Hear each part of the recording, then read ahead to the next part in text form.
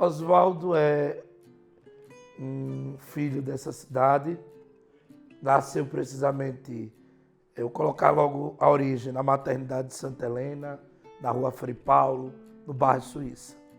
14 de maio de 1992, 19h45. Fui criado no bairro São José, depois Salgado Filho. Hoje moro no bairro Cirurgia.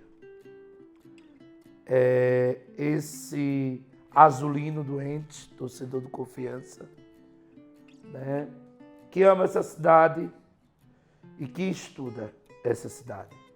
Sou professor de história, historiador, pesquisador, né, e digo sempre, Aracaju para mim sempre revela e demonstra enquanto cidade, enquanto comunidade, enquanto um pedacinho do Brasil que conseguiu, né, com todo sonhar, com todo pensar de Inácio Barbosa, se tornar essa menina, né, com 168 anos.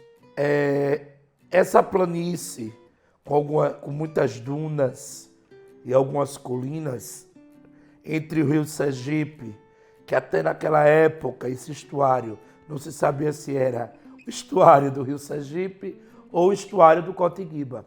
É tanto que a Barra, que nós chamamos hoje de Barra dos Coqueiros, também era chamada de Barra do Cotiguiba. E toda essa região era uma região de charcos, era uma região de lagoas, mangue, né? Toda uma vegetação litorânea, né? Restinga, né? Era um solo, né? Uma topografia que era frágil, mas que já tinha habitantes. Pessoas já moravam aqui, né? A cidade não existia de Aracaju, mas já tinha habitantes nessa região e já era área de passagem, principalmente para navegação pelo rio Sergipe. É importante lembrar que Inácio Barbosa, ele é nomeado pelo imperador para ser presidente do Estado, né? Presidente do Estado, no caso, presidente de província, né? Porque naquela época era a divisão, era das províncias, ser o presidente da província de Sergipe. Esse carioca, ele tinha algumas ideias, né? Primeiro, ele vinha do famoso gabinete do Visconde de Paraná, que era um dos primeiros ministros do Dom Pedro II. E o Visconde de Paraná era um cara que tinha uma visão muito à frente do seu tempo.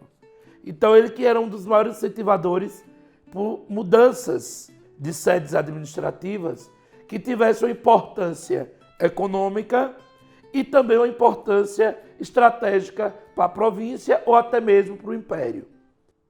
Dom Pedro II segue um caminho parecido, né? Ele era um cara que estudava, era um cara que viajava, ele viajava por todo o império, né? E o que ele traz a Inácio Barbosa, né? Por que ele escolhe Inácio Barbosa? Porque ele sabe que aqui há uma elite agrária, há uma elite canavieira que está tendo um apogeu, está tendo um destaque econômico, financeiramente, que é a elite canavieira da região do Vale do Cotiguiba, né, o que hoje a gente pode traduzir em mapa: Laranjeiras, Rosário, Maruim, Santo Amaro, né, parte ali também de Carmópolis. Toda essa região era uma região importantíssima economicamente. Mas eles tinham um problema, que era escoar essa produção. Dom Pedro, quando vem para cá em 1860, 5 anos de fundada essa cidade, ele quer vistoriar, ele quer conhecer essa nova capital do Império.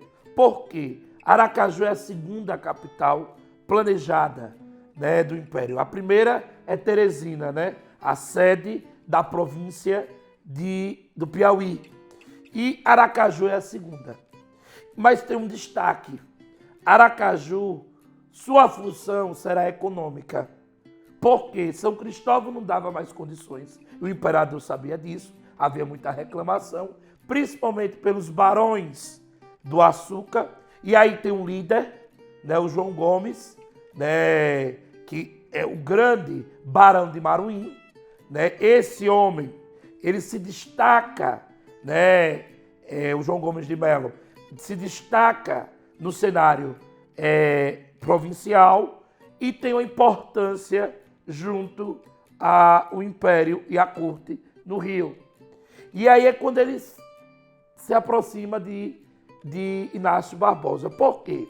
Inácio não viu a chegada da visita de Dom Pedro II, porque Inácio vai morrer meses após a transferência da capital. Então, é importante destacar que o projeto de Inácio, quem vai dar continuidade é o Barão de Maruim. O Barão de Maruim que vai praticamente disponibilizar a sede da sua fazenda, o engenho Unha de Gato, para que concretizasse a reunião da transferência da capital, a reunião da Assembleia. Por quê? A população de São Cristóvão não vai aceitar perder a condição de capital. E tanto que uma dessas lideranças é o famoso João Bebeágua, que é um dos líderes, né, dessa população descontente com a transferência da capital. E aí é onde entra o imperador em 1860. Ele quer vistoriar o Palácio Provincial que está em obras, o que hoje é o Palácio Museu Olímpio Campos. Ele vai passar um dia hospedado na antiga Delegacia Fiscal da Receita, que na época era o Palácio Provincial Provisório, ali na esquina da Praça Fausto Cardoso com a Rua da Frente. Então, ele passa uma noite ali, tem a cerimônia do beijamão, que era a cerimônia tradicional do Império, na Capela de São Salvador, diga-se de passagem, a primeira igreja católica, né, erguida na cidade de Aracaju e no quadrado de Pirro, é a igreja de São Salvador, ali no Comércio. Né? Um ano após a fundação da cidade, é inaugurada aquela igreja e recebe, nada mais, nada menos, 4 anos depois, o imperador Dom Pedro II e a imperatriz Teresa Cristina. Agora, tem uma curiosidade. O imperador ele vai encontrar uma cidade que ainda está tomando forma, está se desenvolvendo. É importante destacar, ele presencia o roubo das estacas, das cercas do cemitério público de Aracaju. E ele acha um absurdo. E aí quando ele manda construir um novo cemitério, que é o cemitério Santa Isabel. Inclusive, é o cemitério mais antigo da nossa cidade em funcionamento, o cemitério Santa Isabel. E assim, é curioso porque o imperador fica assustado em saber que o cemitério teve sua cerca roubada. Então, curiosidades da visita desse imperador, inclusive, é a primeira grande visita, né, ilustre da nossa capital. Onde está inserida a Câmara Municipal, esse centro todo aqui, é o que nós chamamos de uma parte de bairro centro, é o projeto de Pirro. Pirro é o engenheiro militar, Sebastião Basílio Pirro. Ele é contratado pelo Inácio Barbosa. E aí a gente tem que trazer o mundo e entender Aracaju. Aracaju é uma cidade moderna. Aracaju está nesse mundo das reformas de Paris, do projeto de Chicago, da reforma de Manhattan, em Nova York. É esse período, que é a metade do século XIX. É a metade onde está ocorrendo a segunda grande revolução industrial.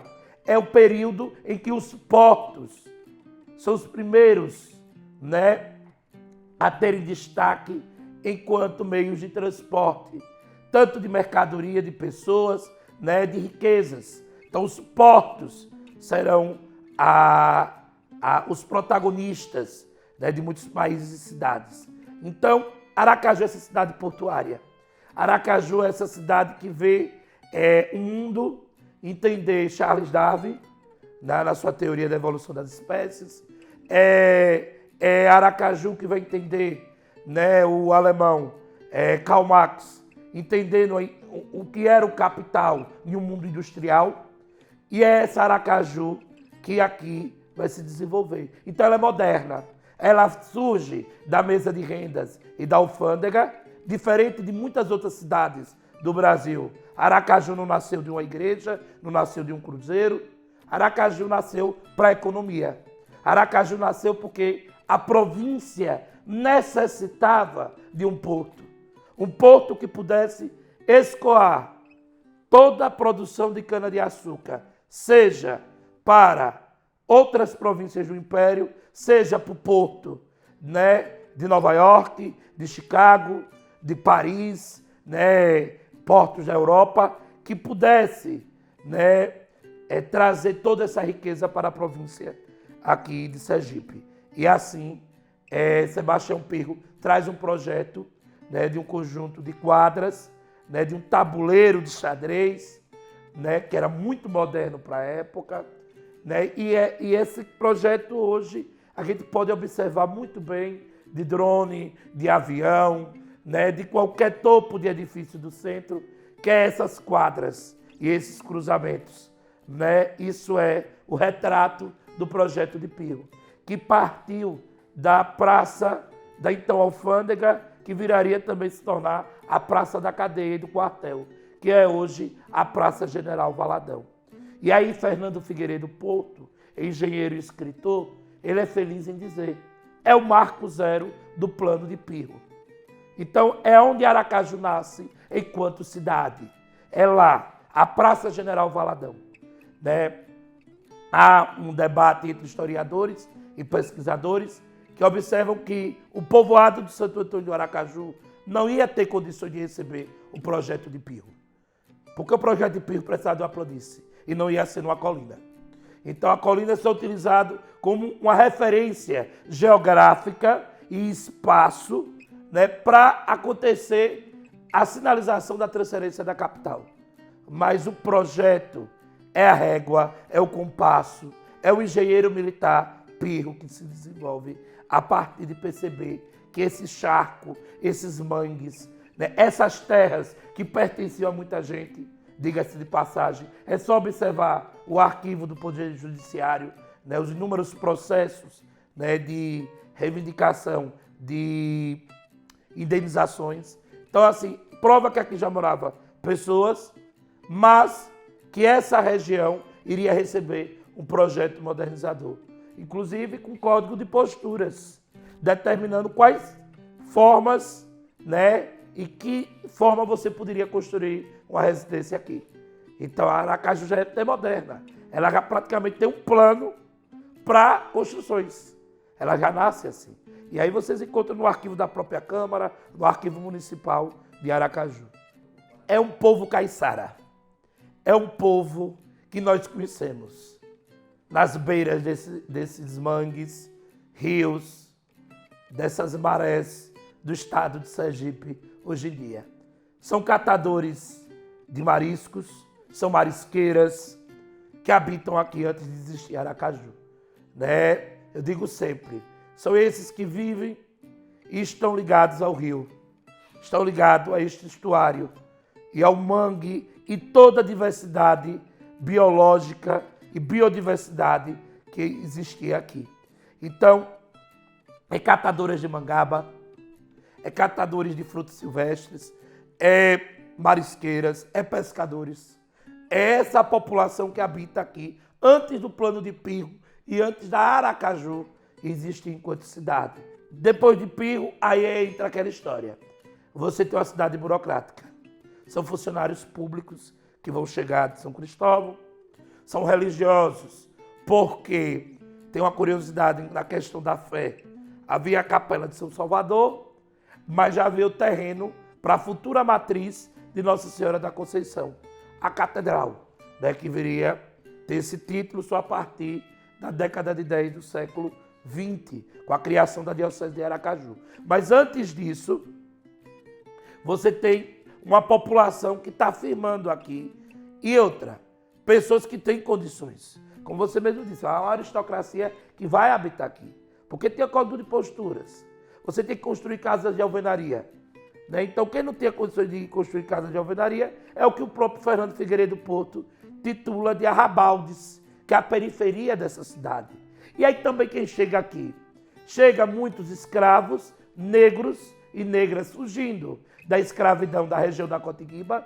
E aí tem locais da nossa cidade que sinaliza muito a presença dessa população preta, que aí eu estou aqui destacando o Aribé, hoje Siqueira Campos, eu estou destacando aqui a Maloca e todo o conjunto ali, né, de resistência dessa população do que hoje é o bairro Getúlio Vargas e Cirurgia, a região do Mané Preto, ali próximo entre o Santo Antônio e o bairro Industrial. Então, assim, você tem uma população também que está fugindo da seca do sertão. Aracaju é uma capital que vai receber muito dos seus retirantes do sertão sergipano. Então é muito forte você perceber bairros da nossa cidade que são formados por pessoas, grupos de famílias que estavam fugindo da fome e da seca no alto sertão do nosso estado. Né? Lembrando que ninguém tinha assistência do poder público naquela época, no final do século XIX e no século XX. Então você tinha que aventurar a sorte. E aventurar a sorte é ir para a capital, é ir para o lugar do desenvolvimento. E aí tem uma excelente obra, Os Corumbas, de Armando Fontes. Esse é o cara que vai dizer bem assim, olha a realidade de Sergipe na década de 30 e olha a realidade dessa cidade que nós chamamos de Aracaju. Então, é um pouco desse realismo que eu trago também uma referência na minha fala.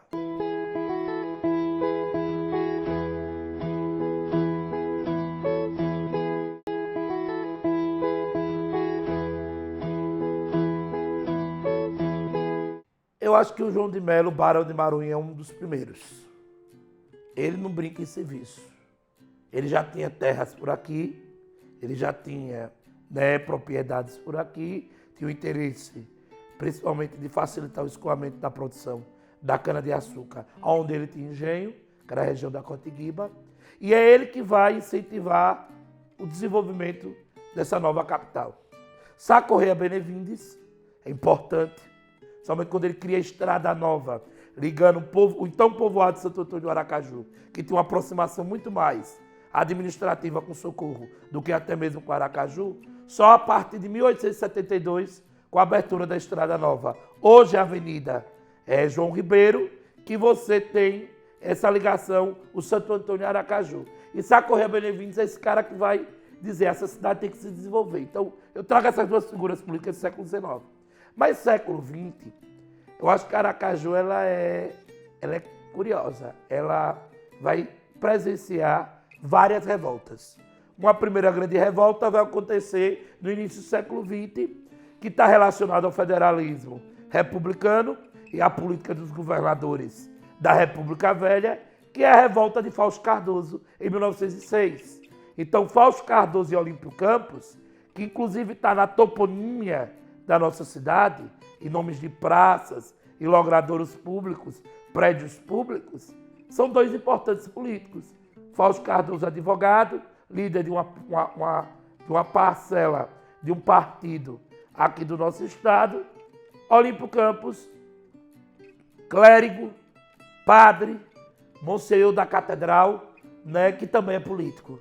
Então esses dois vão travar uma revolta que vai acabar tirando a vida de cada um, né?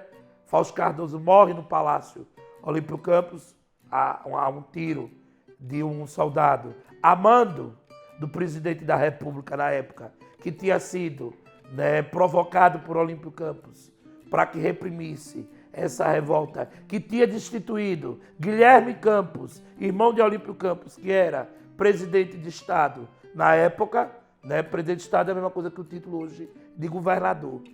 E Olímpio Campos vai ser assassinado pelos filhos de Fausto Cardoso na Praça 15, no Rio de Janeiro.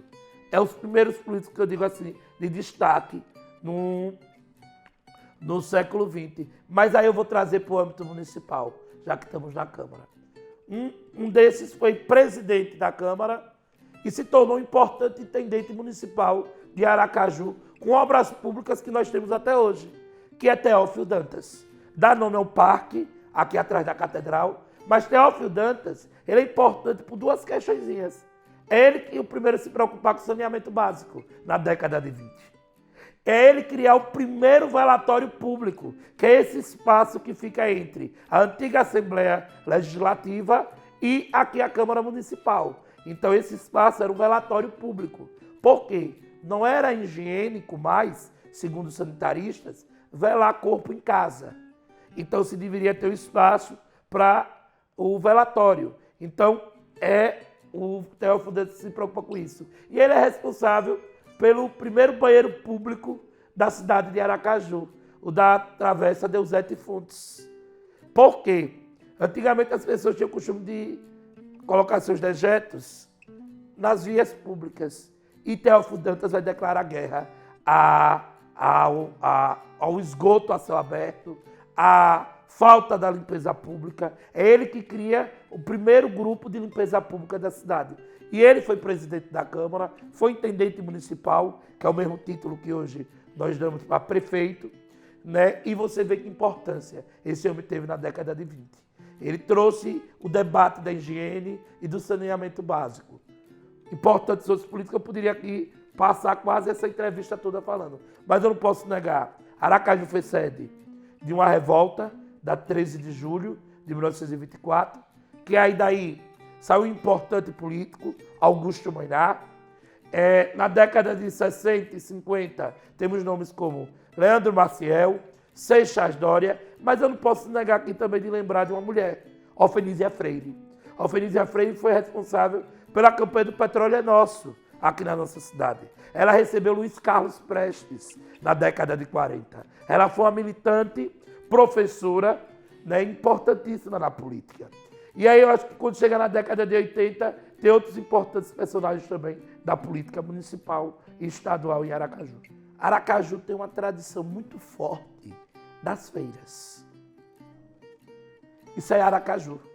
Em nenhum lugar do país as pessoas têm costume de saber o dia da feira. E a feira é o melhor lugar para se informar, é o melhor lugar para você diversificar sua dieta, e é o que eu digo, né? O seu paladar. É lá que você vai encontrar frutas, verduras frescas. E Aracaju tem muito essa relação de, por exemplo, a gente para fazer feira. E nós gostamos, aracajuanos e aracajuanas, de ir para a feira. Né? Eu acho que isso todo mundo aqui já é criado desde pequeno. Né? Acompanhando os pais, avós, tios, frequentar a feira. Então a feira está muito dentro desse universo urbano. Outra coisa, Aracaju se destaca no Nordeste, porque ela tem uma cultura do São João no meio urbano.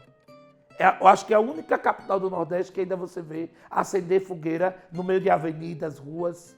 Isso é Aracaju, do São João. O pessoal fecha para formar arraiá.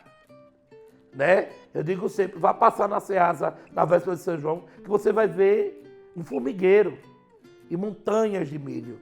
Então, assim, essa cultura junina no meio urbano, Aracaju ainda preserva. Está precisando de um resgate, de uma salvaguarda, de uma proteção. Mas Aracaju preserva isso na sua cultura. Outra cultura, todo mundo se conhece. Acho que a cidade ser pequena, todo mundo se conhece. Outra, tudo é próximo. Então você consegue muito bem nessa dinâmica dessa cidade. Você, por exemplo, de última hora fazer um programa com os amigos, com os familiares. Uma coisa que é interessante na nossa cidade é que domingo é dia de sorvete. Eu digo sempre. Desde a década de 20, o aracajuano criou um costume que, por exemplo, é ir à sorveteria. Isso permanece até hoje. Ao sair do culto, da missa, ou acabou de almoçar, vamos tomar um sorvete. Então, são práticas que talvez as pessoas não entendam, mas isso é muito forte em Aracaju. Então, assim, você ir ao mercado no domingo pela manhã para comprar o caranguejo da hora do almoço, isso é muito Aracaju. Né? Você comprar 3, 4 latas de amendoim cozido, isso é muito Aracaju. Então, a nossa cultura ela tem traços significativos na gastronomia, no vocabulário. Só aqui, pão francês é pão Jacó. Isso é muito nosso. No resto do estado é pão de sal, pão de milho, mas em Aracaju é pão Jacó. Então, quer dizer, você tem traços, né, que valorizam essa cultura do aracajuano. Muita gente pode dizer assim, é a menor capital do Nordeste, mas é riquíssima culturalmente. Por quê? Ela está próxima de várias regiões importantes do estado, no sentido da cultura, né, e tem traços importantes durante o ano de festividades. Por exemplo, 1º de janeiro é uma tradição muito forte. Você tem que ir à Rua da Frente, ver o Bom Jesus dos Navegantes passar. E isso ocorre desde a fundação da cidade. É a festa mais antiga de Aracaju, a festa do Bom Jesus dos Navegantes, 1º de janeiro. Então, assim, é Aracaju dos seus terreiros, né? Festa de terreiro em Aracaju mobiliza bairro. Inclusive, as pessoas que não são adeptas vão para a festa do terreiro, porque os terreiros aqui têm uma relação muito próxima com as comunidades. Então, assim, você falar do Barra América, você vai ter que falar da Baçá São Jorge. Você vai ter que falar de Mãe Nanã. Você vai ter que falar de Mãe Marisete. Porque, além de elas serem líderes e sacerdotisas, né, religiosas, elas são líderes comunitárias. Elas comandam aquela parte do Barra América. E elas são importantes para a história do bairro. Então, assim, é esses traços e elementos da cultura aracajuana.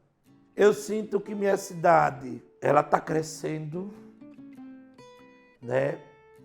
Mas eu sinto também que ela precisa ser cuidada. Ela precisa ser preservada. Por quê? Eu chamo a atenção, por exemplo, para o patrimônio histórico e cultural. Ele precisa urgentemente ser preservado. A cidade não pode ficar sem memória. A cidade não pode ficar sem seus traços arquitetônicos, né? Sem o olhar por esses 168 anos atrás. Né? Eu já estou dizendo atrás porque a cidade ela já pensa no futuro.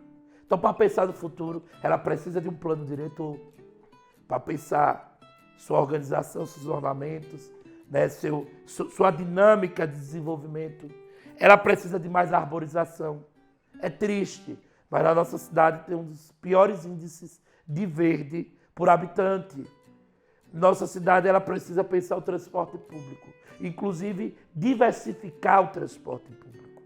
Então eu sei que essa cidade ela vai crescer e eu quero que minha cidade cresça, mas ela cresça organizada, humana, justa, solidária, que valorize a cultura, o patrimônio histórico, né? Porque assim eu posso dizer que mais 168 anos ela vai ter muito de história, né, de memória, né, e de preservação.